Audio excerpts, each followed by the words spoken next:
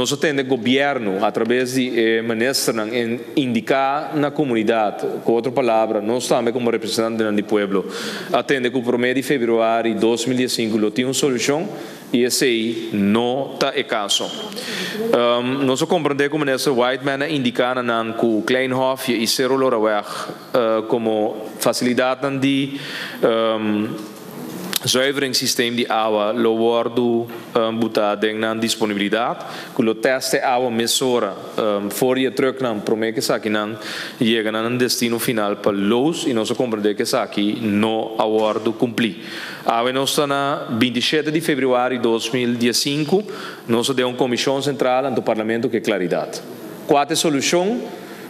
Dentro do quadro de higiene, salubridade pública, vários não que los den água não territorial. Agora que nós temos que atender com água sushi, nós somos o único país no mundo, e tem outro lugar que tem solução.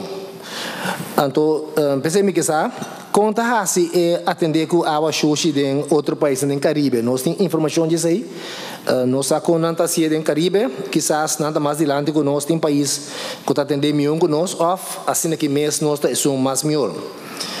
Mas como eu tenho 15 companhias com vários truques de chupa água sushi e vários gêneros também individual que tá assim esse aí. Nós temos indicação quanto de truques não aí está trabalhando no Corsou, passou nós a compreender que tem um promédio de 1000 cubos por dia para ser atendido de água sushi. Então é importante para como país nós aqui é quantidade de cubos que nós temos que atender com